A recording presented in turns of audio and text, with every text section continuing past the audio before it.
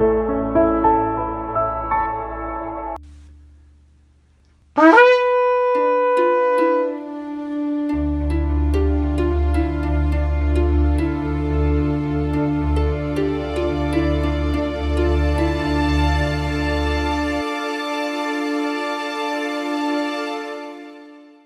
right, diving into something pretty intriguing today, something called the Secret Book of Mashiach. Gotta admit, that title alone, well, it piqued my curiosity. So we're exploring Beit Yisrael International, right? Getting into some Jewish mystical traditions here. Definitely a topic that sparks the imagination, that's for sure. Picture this, a hidden figure around in every generation, just waiting for the right time to reveal themselves. That's a core idea behind the Mashiach, and it weaves its way throughout Jewish thought. So we're not talking about some fringe concept here. This idea has real roots. Oh, absolutely. You get glimpses of it in Midrash, those interpretations of the Hebrew Bible. Then there's Kabbalah, the mystical tradition that's all about those hidden meanings of creation. And even in Chassidut, known for its stories and focus on spiritual experience, it pops up. It's like this common thread running through different ways of understanding the divine, wouldn't you say? Fascinating. So how does Beit Yisrael International approach this concept? They've made this announcement about a secret book of Mashiach and connect it to their message of redemption, which, well, that's a loaded term right there. It is, and they point to the Vilna Gaon to back up their interpretation. He was a giant in Jewish scholarship, highly respected. It's almost like they're saying, look, this has been around for centuries, passed down, and now's the time to grasp what it truly means. And what does it mean, according to them? What's their take on all this? They believe it hinges on preparing the world for a Messianic era. Two main parts to this: physically gathering the exiles and spiritually elevating the world, tikkun olam, they call it. So it's not just about someone showing up, it's about humanity getting to a certain state. Exactly. Returning to Israel is huge in Jewish thought, sure. But tikkun olam, that goes further. It implies we've got an active role in bettering the world, bringing it closer to harmony, to peace. We're talking addressing injustice, healing the planet, really looking at how we affect everything around us. So almost like Tikkun Olam is creating the conditions for a more redeemed world. That's it. And while they don't get super theological in this material. Okay, so get ready for a deep dive about a servant of the most ancient Holy One of Israel, and, well, let's just say it piqued our interest. Yeah, especially with that mention of the Secret Book of Mashiach. Not exactly your everyday topic. Definitely not. But we love a good mystery, and this one takes us straight into the world of ancient Jewish wisdom, mystical texts, the whole shebang. And to guide us, we're looking at the work of Gaddi Efrayim. He's a writer, seems pretty connected to Beit Yisrael International, really focused on making these ancient teachings, well, a little less ancient and a little more accessible. Right, like bringing them into the present moment. Yeah. So we've got Ephraim calling himself a servant of the most ancient Holy One of Israel, right there in the title. What's the significance of that, you think? It's interesting. He doesn't just call himself a scholar, a researcher, or an expert. Right. He chooses the word servant. Yeah. It's like he's saying, look, this wisdom, it's bigger than me. I'm just a conduit. So humility is a big part of his approach. Definitely. And that ties into Beit Yisrael International's whole thing, right? Making these teachings relevant to a wider audience. Not hoarding knowledge, but sharing it. Exactly. Okay, so let's talk about the Secret Book of Mashiach. I'll be honest, I had to do some digging on that one. Yeah, it's pretty obscure. Even in circles that study, Jewish mysticism, Kabbalah, it's not exactly a household name. So how does it connect to Ephraim's work? Well, he brings it up in a really interesting way. He talks about this teaching from the sages, right? About how we're surrounded by hidden signs, secret messages, and if we could just learn to recognize them. It could unlock something. Exactly. And Ephraim suggests that this secret book, well, maybe it's not a literal book, maybe it's a metaphor for a deeper understanding. A key to unlocking those hidden messages. Right. I see. So it's about looking beyond the surface. Not just reading the words, but understanding the deeper meaning behind them. Exactly. That's quite a challenge. Like, where do you even begin? It makes you wonder how Ephraim would interpret things happening in the world today through this lens, right? Like current events, news headlines, even our own personal lives. Yeah, what hidden messages might he see that we're missing? It really makes you think. We've covered a lot of ground in this deep dive. A servant of the most ancient Holy One of Israel, Whispers of a secret book of Mashiach. It's been quite a journey. It really has. And it leaves us with a lot to ponder about the power of these ancient traditions and what they might mean for us today. Now, you mentioned a Gaddi Efrayim. Where does he fit in? He's the one presenting these ideas, and he's adamant they come straight from the writings of Jewish sages. He doesn't present the secret book of Mashiach as just some old text, but as a roadmap, It's meant to reveal the true light of Mashiach, he says. The true light of Mashiach. What does that even mean? That's the million-dollar question, right? In this context, light probably represents divine wisdom, a kind of understanding that guides not just us individually, but entire nations towards spiritual growth, uncovering a truth that's always been there, just hidden, maybe even forgotten. Which is Beit Yisrael's whole deal, unearthing these teachings and sharing them. Makes you wonder, though, if it's meant to be hidden, why reveal this secret book now? What do you make of that? That's what they want us to grapple with, isn't it? Yeah. What does it say about where we are now, about the state of the world, about what we're each capable of? Maybe it's a call to really examine those questions. Plenty to think about there. A secret book, huh? Color me intrigued. What's the story here? Well, a group called Beit Yisrael International. Beit Yisrael International. Okay. And they've got some interesting beliefs about a text they call the Secret Book of Mashiach. Secret Book of Mashiach. All right, you've definitely got my attention now. So, who are these Beit Yisrael folks, and what's the deal with this book? From what I've gathered, they see this book as like the ultimate guide, Okay. Direct teachings, revelations, all that, from Mashiach himself. Mashiach. Now, for those of us who might not be totally up on the terminology. Right, so we're talking about a Messianic figure, someone they believe is like the chosen one, and this book. It's basically their spiritual holy grail. Wow, and they're keeping it a secret. Well, that's the thing. They're actually really gung-ho about sharing it. Really? Yeah. They travel all over spreading the word. Huh. So they believe everyone needs access to this secret book. 100%. They're convinced it holds universal truths. A guide for everyone, no matter who you are, to tap into this higher level of understanding about, well, everything, really. So it's almost like a spiritual compass. That's a great way to put it. It's like they've got this roadmap, right? Yeah. And this book, it's the key to deciphering it all. Yeah. It shows them the way to this Mashiach, this chosen one. And ultimately, it's all about reaching, true enlightenment. Okay, so we've got this group. They've got this book they believe is super important, and they want to share it with the world. Big mission. But what's in the book? What are these big revelations? Well, that's the million-dollar question, isn't it? Yeah. The material you sent, it's really light on specifics. We know they believe in it. We know they want to share it. But the actual contents, total mystery. So we've got this group. They've got a secret book, but what's inside? Who knows? Quite the cliffhanger. It really is.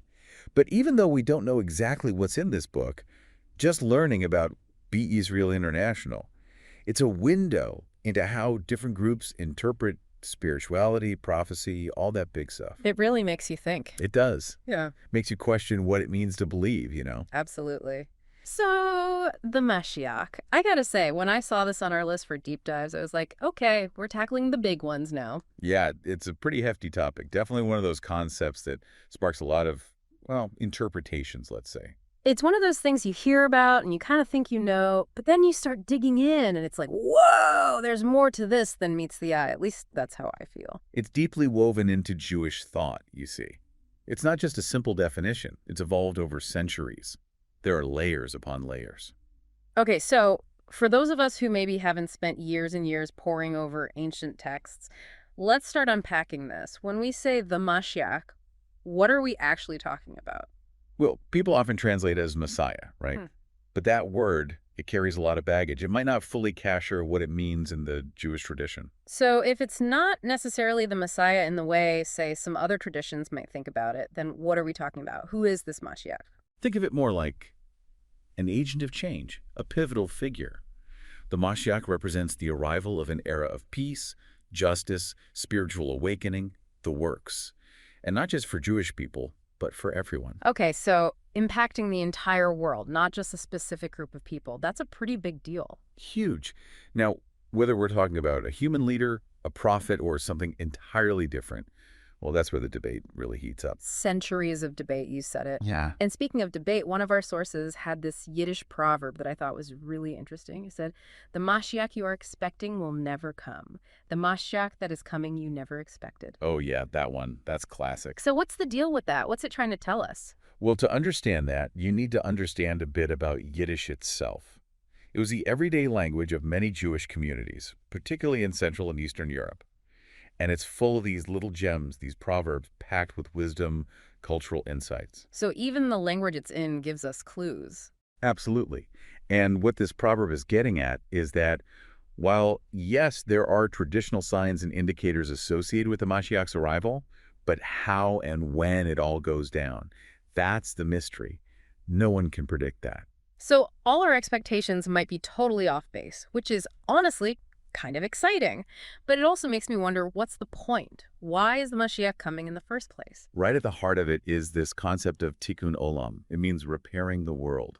Tikkun olam. Okay, so what does that look like? How do you actually repair the world? It's about actively fighting injustice, creating harmony, and lifting humanity to a higher spiritual level. It's saying we're not just along for the ride, we're active participants in shaping a better world. And by doing that, by working towards that, are we, in a way, influencing the arrival of the Mashiach? Exactly. And here's where things get even more interesting, because your sources mention not one, but two Mashiachs, Mashiach ben Yosef and Mashiach ben David. Two. Okay, hold on, you've lost me. Two Mashiachs. Bear with me. It's a fascinating concept. It shows just how complex Jewish thought can be. See, Mashiach ben Yosef is often linked to suffering, even sacrifice. They might prepare the way.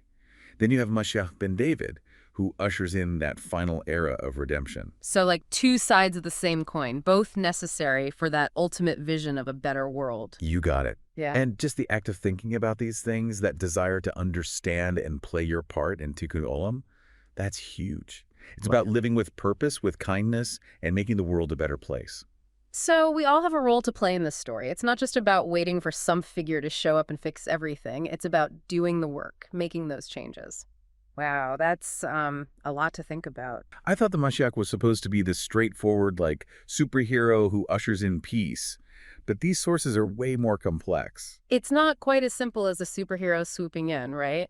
What's fascinating is that the Mashiach story is less about a single event and more about a fundamental shift on a personal and global level. A shift. Okay, I need you to elaborate on that. Because the more I read, the more I realize how many misconceptions I have about the Mashiach. Like, take this whole idea of two messiahs in the Zohar too. Why two? Now that's where it gets interesting. The Zohar, one of the most important Kabbalistic texts, describes two Messianic figures, Mashiach ben Yosef and Mashiach ben David.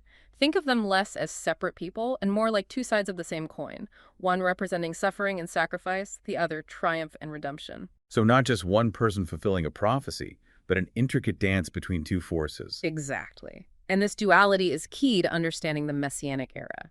You see, even their arrival is depicted in contrasting ways. Some sources, like the Talmud, describe a glorious descent from heaven, while others, even within the Talmud, talk about a humble arrival, a poor man riding a donkey. Wait, what? That doesn't sound very Messianic, does it? Why the difference? Because the nature of their arrival is said to reflect the spiritual state of the world, especially the Jewish people, a concept captured in that Yiddish proverb you shared earlier. The Mashiach you are expecting will never come. The Mashiach that is coming you never expected. Okay, that proverb is making a lot more sense now. Yeah. We're so hung up on a specific image that we might miss the actual arrival because it doesn't fit our preconceived notions. But if it's not about a warrior Mashiach conquering with armies, how do these sources describe their arrival? Do they conquer at all? They do, but not how you might think.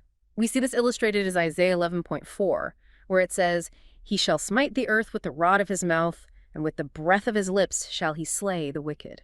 The rod of his mouth. That's a pretty powerful image. So the Mashiach is like a master orator who can talk their way to peace. It's even deeper than that. The sources suggest that their true power isn't physical might, but spiritual wisdom and divine light. Rabbi Nachman of Breslov, a prominent Hasidic figure, even said that the Mashiach would conquer the world without firing a single bullet. Conquering the world without violence. That's a concept I think we could all get behind these days. But how does that even work? What does this spiritual conquest look like in practice? Think of it as revealing the hidden potential for good that exists within us and within the world itself. The Kabbalah uses the term tikkun olam to describe this process of repairing the world. So we're not just waiting for the Mashiach to show up and fix everything. It's about us taking responsibility for a more just and compassionate world. Precisely. There's a saying, tikkun olam begins with tikkun hanefesh, repairing the world starts with repairing the self. The more we embody those messianic qualities ourselves, kindness, generosity, a commitment to justice, the closer we get to the Messianic era. I'm starting to understand why there's so many interpretations of the Mashiach. It's not just one person or event, but this ongoing process of personal and collective transformation. But with all these interpretations and expectations, how do we even begin to understand? It feels overwhelming. That's where Jewish tradition comes in. It gives us a framework for these complex topics from different angles. Remember the 4 levels of understanding: Pardeh, Peshat, Remez, Drash, and Sod. Right. Literal, hinted, interpreted, and then like the deep mystical meaning. It's like peeling back layers of an onion, with each layer revealing new depths. Exactly. We can apply this to the Mashiach. On the simplest level, Peshat, the literal interpretation, a descendant of King David who rebuilds the temple in Jerusalem, gathers the exiled Jews, and brings peace. So the classic Mashiach we think of. Right. But then Remez, the hints and allegories that point towards a deeper symbolic understanding.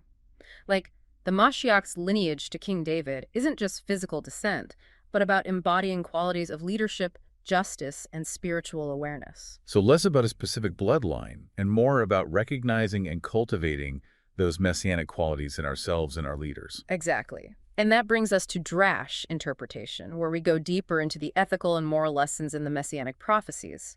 For example, the idea that suffering often precedes redemption, or that our actions directly impact the timing and nature of the Mashiach's arrival. So the Messianic era isn't just something that happens to us, it's something we're actively creating through our choices and actions. Precisely. Finally, we reach Sod, the mystical level, where the Mashiach transcends a single person or event and becomes a cosmic force. Okay, now I feel like I'm in the deep end of the pool. Think of it this way. At this level, the Mashiach represents the ultimate unification of the spiritual and physical realms, revealing God's hidden light, the Or Haganuz, which can transform all of creation. Wow, that's a lot. So we've got these 4 layers of understanding, from literal to mystical, creating this tapestry of meaning. But if the Mashiach can be understood on so many levels, how do we even know what to believe? That's the beauty of it. You don't have to choose. Engage with these interpretations in a way that resonates with you, that speaks to your own journey. So it's less about the right answer and more about asking the right questions. Exactly. And those questions, those struggles, are part of the process.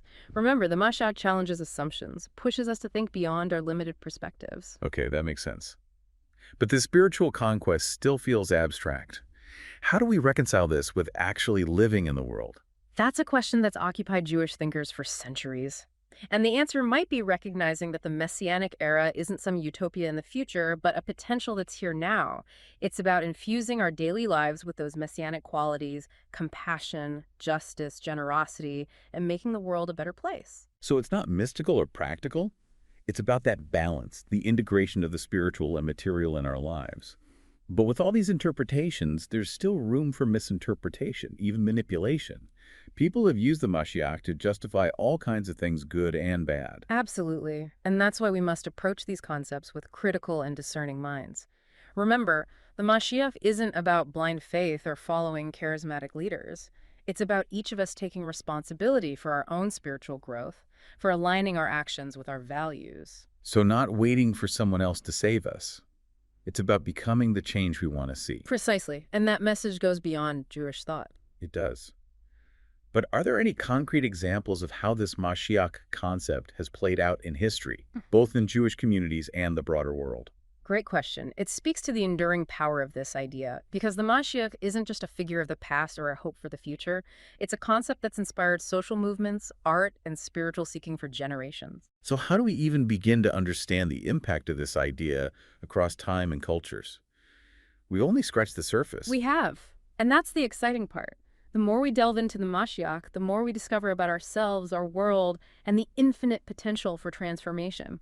I mean, and for me, I have to say, one of the things that really captivated me right from the get-go was this idea of the Mashiach being connected to the Sephira of Yesod. Okay, yes. Now, I know for some people who are maybe just dipping their toes into the world of Kabbalah, that might sound a little a little a little monolith. like a foreign language. Yeah, a little in the weeds. But would you mind just giving us Yeah. a little refresher? Yeah, absolutely. Mm. So, just as a little refresher, essentially the Sephiro Mm-hmm. Yeah. are like emanations of divine energy. Okay. Okay. Right. So they each represent different aspects of creation and God's attributes. Right. And so we're talking about Yesod specifically. Yeah. Right? You mentioned Yesod, Yes. which is about channeling those divine blessings into the physical world. Yeah. I see. Okay. It's the conduit, that bridge between the spiritual and material realms. Okay. So it's how those, like, Right. the spiritual energy actually manifests. Exactly. How those blessings actually come down. Yeah. How they manifest in our lives. Okay. Oh. And this book really, and Right it doesn't just mention it in passing. Okay. It dives deep, into what it means for the Mashiach to embody that Sephira. I see. There's this one passage that describes the Mashiach as a living channel. Wow. Constantly drawing down this divine energy and directing it toward the healing and transformation of the world. So it's not just about not just leadership, right? Yeah. It's about being that conduit for this powerful flow of spiritual energy. Okay. So it's like they're almost like a spiritual battery, right? Yes. It's like powering up the world with divine energy. It's a powerful image, right? Yeah. And I think that speaks to the depth and nuance that this book brings to the table. Yeah. And speaking of nuance, we often hear about the Mashiach, being a descendant of King David. Right. This ultimate unifier, bringing everyone together. Yeah. But this book, the Secret Book of Mashiach, introduces this really fascinating... Okay. I don't know, but it does this. It does. If it's a twist, but it's another layer to this. Absolutely. And it's this idea of dual Messiah. Dual Messiahs. Dual Messiahs, right. Mashiach ben Yosef. And Mashiach ben David. And Mashiach ben David. Yeah, so... It's known, but they really get into it, okay? Okay, yeah. Really get into these unique roles and destinies of each one. Yeah, because it's not just like two sides of the same coin. It's Exactly. These are two distinct figures. Right. With very specific, potentially very different paths. Okay. So, in essence, Mashiach ben Yosef is the one who prepares the way. Okay. Like a trailblazer. Trailblazer, right. Right. Confronting challenges head on, maybe even experiencing suffering. Oh, wow. To pave the path for Mashiach ben David. I see. Okay. So they embody strength. So almost like in the face of adversity. The hardships that need to be overcome. Exactly. In order for, And this book, in particular, the Secret Book of Mashiach, dives into some fascinating debates. Okay. Regarding Mashiach ben Yosef's struggles. I see. Okay. Okay. Because some interpretations suggest these struggles are primarily physical. Right. Like leading battles. Yeah. Overcoming oppression. Yeah. But this book also presents this very intriguing idea. Okay. That the struggles could be internal spiritual battles. Oh, wow. Against these forces of negativity and doubt. So it's almost like clearing the way. But also... Not just physically in the world. Right, but also internally. But also internally within, right? Yes. And I think that's a spiritual... That's very unique to this book. Yeah, a spiritual... At least as far as I know, in terms of the amount of emphasis they put on that. Okay. And speaking of this whole idea of when does this all go down? Right. The $1 million question. Because I think that's what everybody wants to know, right? Wants to know is when is it happening? Messianic era? When is the Mashiach coming? Right. And you're not going to find a specific date in here. Okay. Or probably any book for that matter. Right. But what this does offer is this nuanced perspective on the idea of hastening the Mashiach's arrival. Right, because I think there is this concept, and it's talked about a lot in different Jewish traditions. Right. Of tikkun olam, right? This idea of repairing the world. Right. And that our actions can actually influence the timing. Of the Messianic era, exactly. Yeah, exactly. So the more we embrace things like acts of loving kindness. Right. Right? Mitzvot. Mitzvot. Right. The closer we get to actually experiencing Living in that way, exactly. that Messianic era. And the Secret Book of Mashiach takes that a step further, okay? Okay. It suggests that it's not just about the quantity Right. of good deeds, So, but the quality of yeah. our intention and Really. awareness behind those actions. So it's not just like It's not just going through the motions. checking things off the to-do list. Right, exactly. Right. There's a passage in here Yeah. that describes each mitzvah, each act of kindness, as a spark Oh, wow. that has the potential to ignite the Messianic light in the world. Wow. But it's up to us, to infuse those actions with genuine love. Compassion. Okay. And a deep understanding Yeah. of their significance. It's about aligning. Because it's about aligning ourselves Right, with a higher purpose. Right. It's like that consciousness, that intentionality Yes. that really matters. Exactly. Yeah. That's what fuels it. Like you were saying, it's not enough to just go through the motions. Correct. We have to be present. And that concept, right, Yeah. that we have this active role to play Right. in this cosmic drama is a recurring theme Right. throughout this book. I see. It really challenges this idea that we're just passively waiting Right. for the Mashiach to appear and fix everything. Yeah. Because it suggests that we're all part of the story. of this unfolding story. All right. And our choices, they matter. Yeah.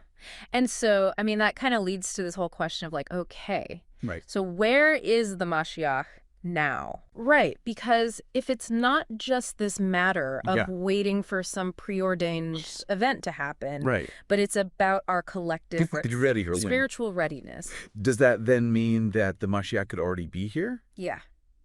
That is where things get really interesting. Right. Because Yeah. the Secret Book of Mashiach delves into this idea Yeah. that the Mashiach exists in every generation. Oh, wow. Okay, potentially hidden among us. Oh, wow. Their revelation tied to our collective spiritual state. Wow, okay. Remember that concept of Yesod, Yeah. of channeling divine energy? Right. This book suggests that the Mashiach's presence might be more subtle than we imagine, Right. working behind the scenes, so to speak, Oh, wow. to elevate humanity's consciousness So it's almost like and prepare us for that ultimate revelation. it's always there, but Right. it's almost like we have to be ready to even perceive it. You got it. You got it. Right. Exactly. Right. That's a great way to put it. Yeah. Yeah. It's like we're not just waiting for a person, but for this energy to kind of like fully arrive in the world, Yes. And that brings us to another fascinating aspect that the Secret Book of Mashiach explores. Okay. The whole nature of the Messianic era. We often picture utopia. Right. Like no more problems. Yeah, like a perfect world, all sunshine and rainbows. Exactly. But this book, it goes a little deeper. Okay. It acknowledges, that we're human. The world's complex. Right. We're not going to magically become perfect overnight. Exactly. Yeah. So even in this Messianic era, there'll still be challenges. Okay, interesting. So it's not like a finish line, more like Like a transformation. a shift. Right. Because otherwise, wouldn't that get kind of boring? Right. Who wants a world without any challenges? Exactly. Where's the growth in that? That's what this book is getting at. It's about our consciousness shifting. Deepening our connection to the divine. And then facing those challenges, but with, more wisdom, more compassion. So the capacity to deal with stuff gets bigger, not that the stuff disappears. You got it. There's this passage. It talks about the scales falling from our eyes. Oh, wow. Like we really see the world and ourselves more clearly. I love that imagery. Yeah. And it's not that suffering is gone, but we can transform it, find meaning in it.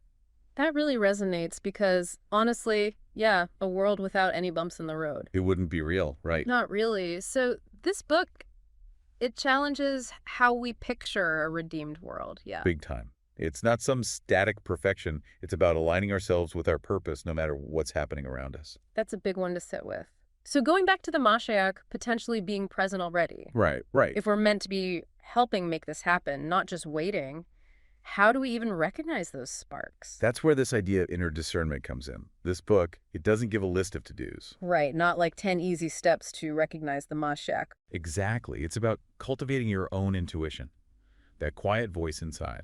So less external rules, more like building that inner compass. Yes. It's about navigating life with wisdom and compassion. Those come from within.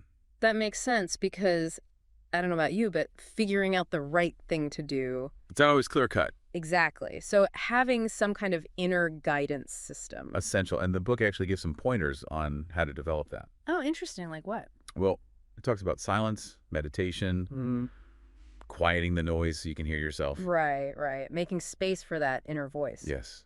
And surrounding yourself with the right people. Community, yeah. Because trying to do this life thing alone. Tough. You need people who get it, who challenge you to grow. Support system for the soul, basically. And that ties into the whole Mashiach's mission of unity, right? Oh, right. It's not just me, myself, and I on a spiritual island. Nope. Oh. It's recognizing we're interconnected, supporting each other. Which, brings up something I've been thinking about. We're talking about Mashiach, very Jewish concept. Right. But the impact, this peaceful world, that feels universal. Absolutely. So does the book address that, like other faiths, traditions, their role? Yeah, it definitely touches on that. It says the Mashiach's arrival will impact everyone. There's a line about all nations streaming towards Jerusalem. Okay, but not in a converting kind of way. No, more like connecting to a universal truth beyond any one religion. Recognizing that underlying unity. Exactly. And this era, it'll be about deep respect for diversity. Each culture, tradition, they all bring gifts to the table, learning from each other, bridging those differences. Like a beautiful vision, especially these days, so much division. But with all this peace talk, does the book mention conflict? Good point, because let's be real, a little friction's inevitable. Right, even in a redeemed world, right. So how's it handle that? Well, it says conflict will still be there, but we'll approach it differently. I'm listening. What do you mean? It'll be about empathy, respect, really hearing the other side. So disagreeing, but with better tools. And that conflict can actually make us stronger, our connections deeper. Whoa. So not about erasing conflict, but transforming how we do conflict. Nailed it. It reminds me of the difference between peace and harmony. Oh, I like that. Because peace, it's not just no fighting. It's the understanding, the acceptance that's present during the disagreement. Finding harmony within the conflict, that's a huge mindset shift. And a very powerful one, don't you think? Absolutely. It's like, that saying, one note's not a harmony, it's how they come together. Yes. That's it, exactly. Yeah. And this whole Messianic era thing, it's like that on a grand scale. Right. Not about erasing what makes us different, but what happens when we bring it all together. And this book, The Secret Book of Mashiach, it mentions something else that fits in here. Okay. This idea of like spiritual tests. Ooh, okay, yeah. That we're going to be put through the ringer even when things are good. Well, not exactly when things are good. It's more like closer to that Messianic age. Yeah. The path might get bumpy.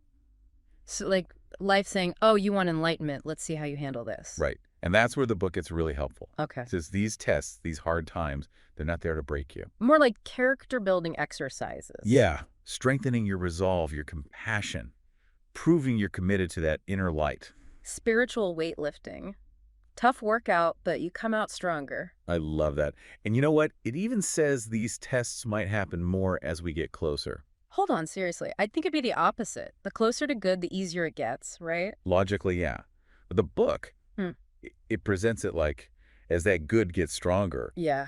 The stuff fighting against it, that gets stronger too. Oh, wow. Like a cosmic arm wrestle? Right. So no resting on your laurels. You got to stay sharp. Trust that gut feeling. Be ready to face those curveballs head on. Exactly. And that takes us back to the spiritual practices, the prayer, the meditation, being out in nature. The stuff that keeps you grounded. Yes. Because even in a redeemed world, there'll be storms. You got to be rooted to weather them. Not about avoiding the storm, but weathering it with, like, grace, And that, I think, is so profound about this book. It's a call to action, not just for you or me. But for everyone. For everyone. To make this redemption happen, not just be redeemed. Wow. It's been incredible unpacking all this with you. I feel like we've just scratched the surface, honestly. Always more to learn. But if people take away one thing from our deep dive today. What's that one thing? That the Mashiach, this whole era of good. Yeah. It's not some far-off thing. Yeah. It's happening because of what we do, each choice. We're not bystanders, we're participants. Yes. Superhero messiahs to spiritual conquerors to cosmic light. This is a lot. It is, isn't it? But that's the beauty of it. It just keeps unfolding.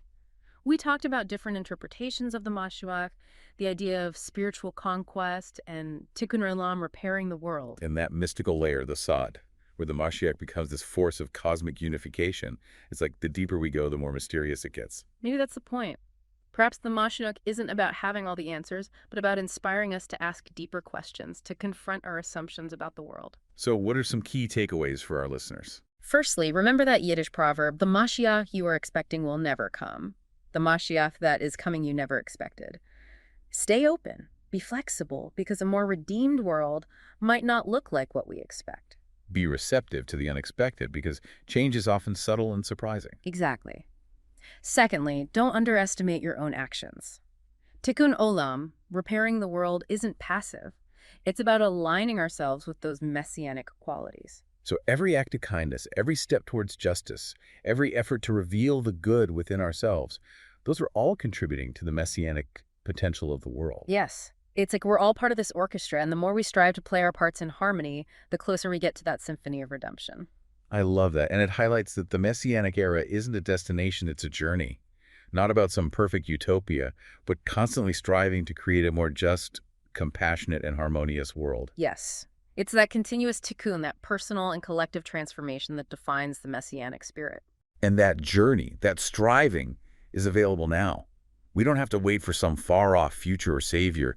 The power to create a more Messianic world is within us. It's incredibly empowering. Even amidst chaos and uncertainty, there's hope. There's always potential for positive change. And that might be the most important message of the Mashiach radical hope, individual responsibility, and the transformative power of human action. A powerful message indeed. It really is. So, to our listeners, what does the Mashiach mean to you? How can you be a force for good, embodying those messianic qualities in your own way? Keep those questions in your heart and keep diving deep. Until next time.